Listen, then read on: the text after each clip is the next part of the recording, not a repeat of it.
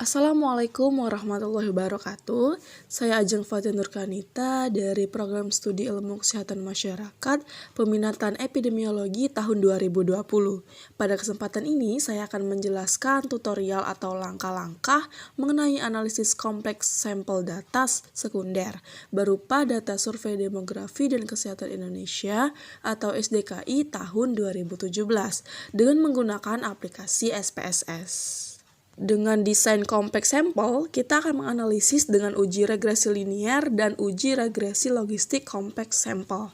Nah, sebelum analisis kedua uji regresi tersebut, kita melakukan pemilihan variabel, pengolahan data, analisis dengan pembobotan, dan analisis cross-step. Dalam tahapan pengolahan data, kita melakukan proses pembobotan, kemudian melakukan analisis deskriptif pada variabel yang kita pilih tadi. Nah, buat normalisasi bobot, caranya adalah klik menu transform, lalu klik compute variable. Nah, ini ada kotak dialog untuk compute variabelnya. Di sini ada bagian kolom target variabel, kita buat dengan bobot normal.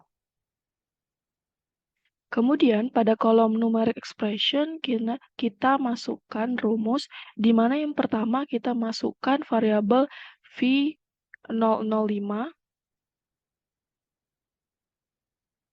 yaitu women's individual sample weight. Kita masukkan, lalu kita bagi dengan 1 juta.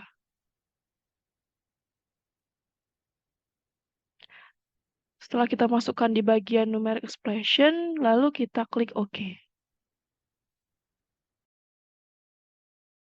Tahap kedua, kita membuat plan ini dengan menggunakan variabel strata dengan kode V024 dan juga variabel cluster yaitu V021.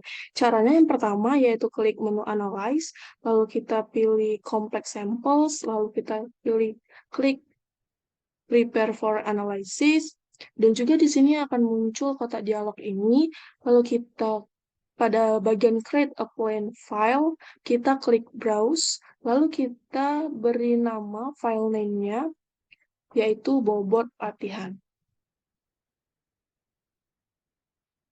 Setelah kita beri nama, kita klik Save. Nah, lalu kita klik Next. Setelah itu akan muncul kotak dialog pada Stage 1 Design Variables. Pada bagian ini, kita akan masukkan variabel ke dalam kolom strata, kolom clusters, dan juga di sample weight-nya. Pada kolom strata, kita akan memasukkan variabel strata dengan kode V024.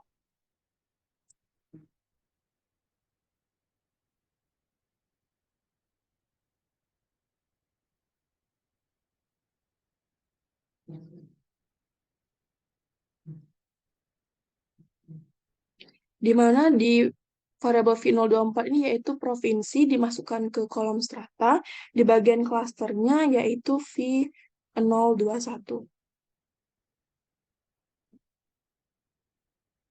Yaitu primary sampling unit. Dan bagian sample weight-nya kita masukkan bobot normal yang telah kita buat tadi, kita masukkan.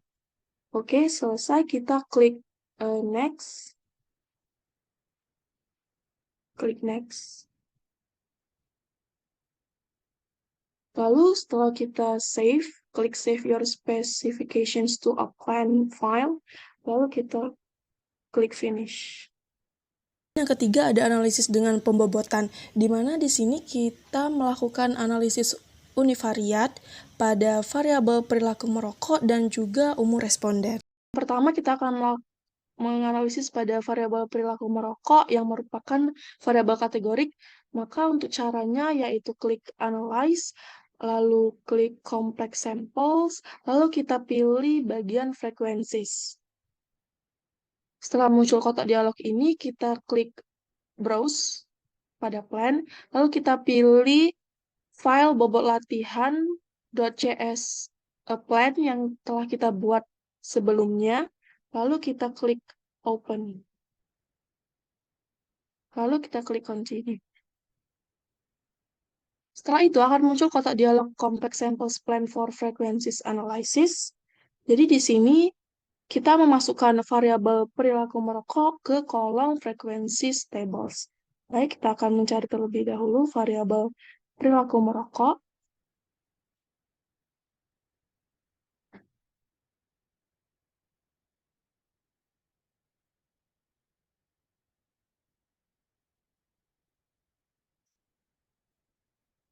Yaitu smoking cigarettes.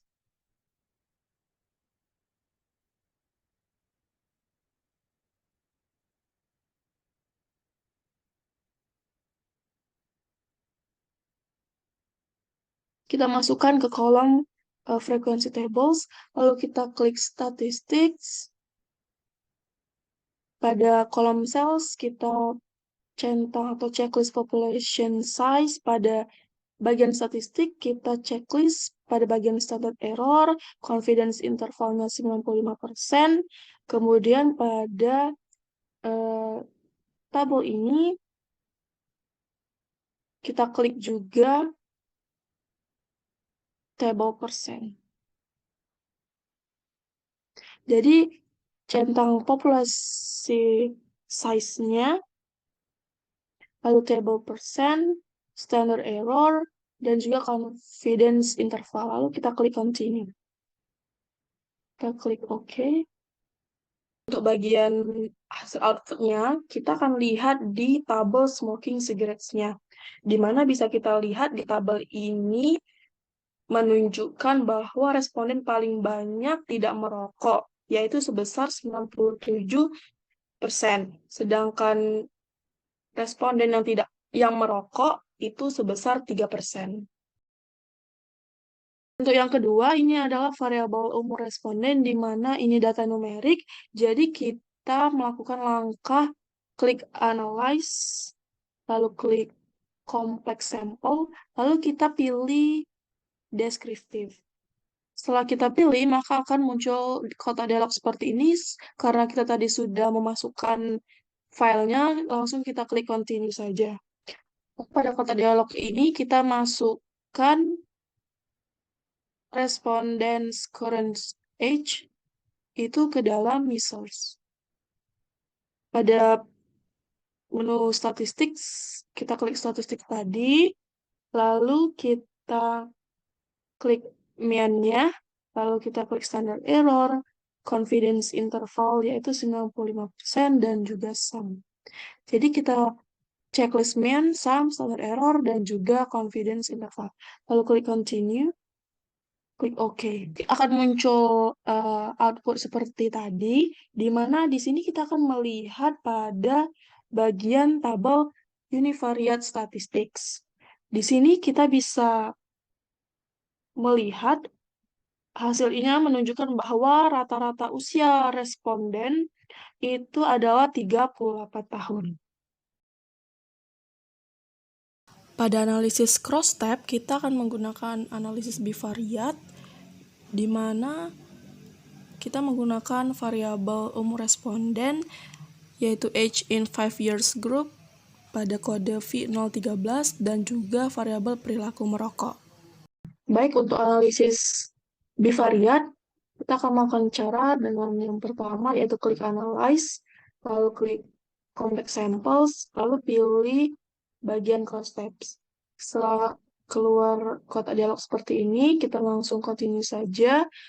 Lalu setelah itu, ini adalah kotak dialog complex samples cross-tabs, di mana di sini ada dua kolom, yaitu rows dan column.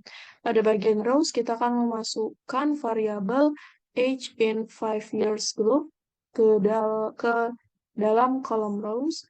Lalu untuk kolom-kolomnya kita masukkan variabel perilaku merokok dengan kode V463A.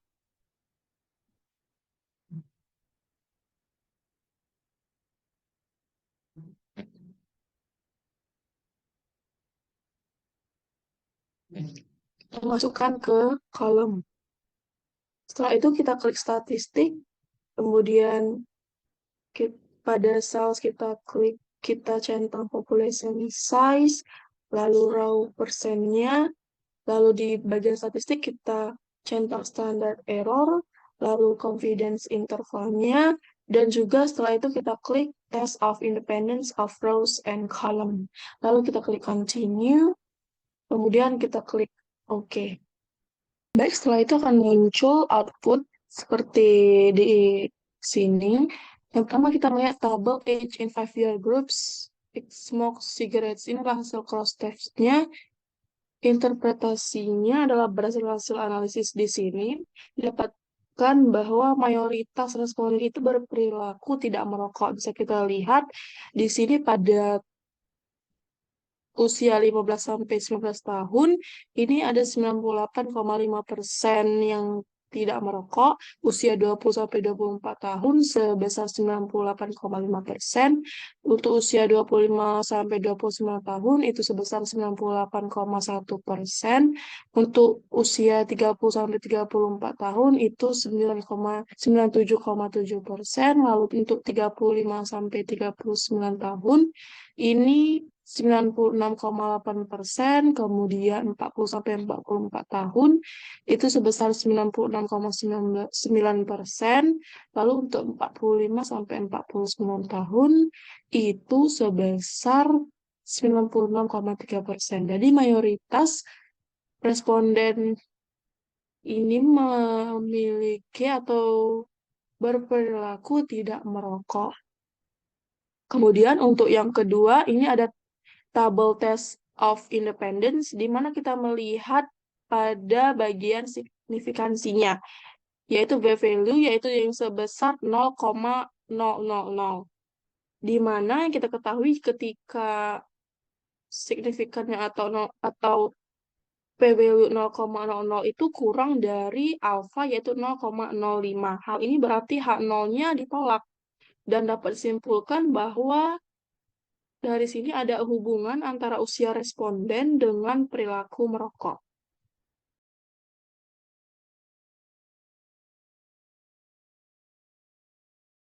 Nah, langkah yang pertama kita akan mengklik Analyze, lalu mengklik Complex Samples, lalu General Linear Model. Di sini sudah ada file data yang kita masukkan di awal, lalu kita klik Continue. Pada kotak dialog ini terdapat kolom dependent variable, factors, and covariance. Yang pertama kita masukkan variabel dependent-nya, yaitu number of living children, yaitu jumlah anak yang tinggal di rumah tangga tersebut, yaitu kodenya V218. Kita cari terlebih dahulu. Kita masukkan ke kolom dependent variable. Kemudian untuk di kotak factors, kita masukkan age in 5 years group, yaitu dengan kode V013. Kita masukkan ke factors. Kemudian ada number of household members, yaitu dengan kode V136.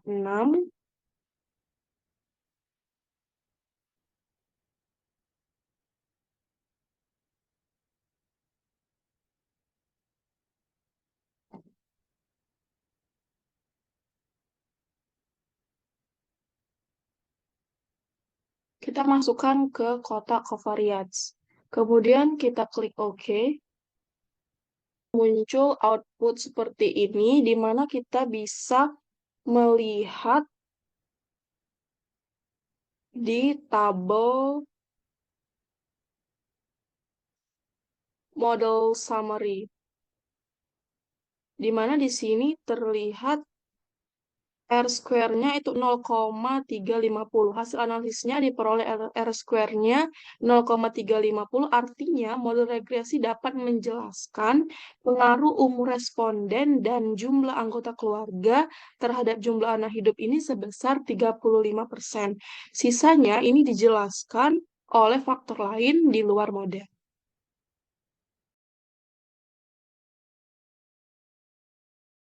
Yang kedua, kita akan melakukan uji regresi logistik kompleks sampel, di mana kita memiliki seperti contoh penelitian, yaitu hubungan usia dan perilaku merokok terhadap kejadian keguguran pada ibu. Nah, jadi yang pertama kita klik Analyze, lalu kita klik Compact Sample, lalu kita klik Logistic Regression. Kita memilih Logistic Regression. Setelah datanya sudah masuk, kita klik Continue, di mana di sini terlihat kotak dialog Logistic Regression-nya ada 3 kotak, yaitu dependent variable, ada factors, dan juga covariates. Di mana yang pertama, kita akan memasukkan variabel dependent-nya, yaitu ever had a terminated pregnancy, yaitu kejadian keguguran atau abortus, dengan kode V228. Kita cari terlebih dahulu. V228 kita masukkan ke kotak dependent variable. Kemudian untuk factors-nya kita cari terlebih dahulu age in 5-year groups, kita masukkan ke factors, dan juga yang kedua yaitu smoke cigarettes atau variabel perilaku merokok, yaitu V463A.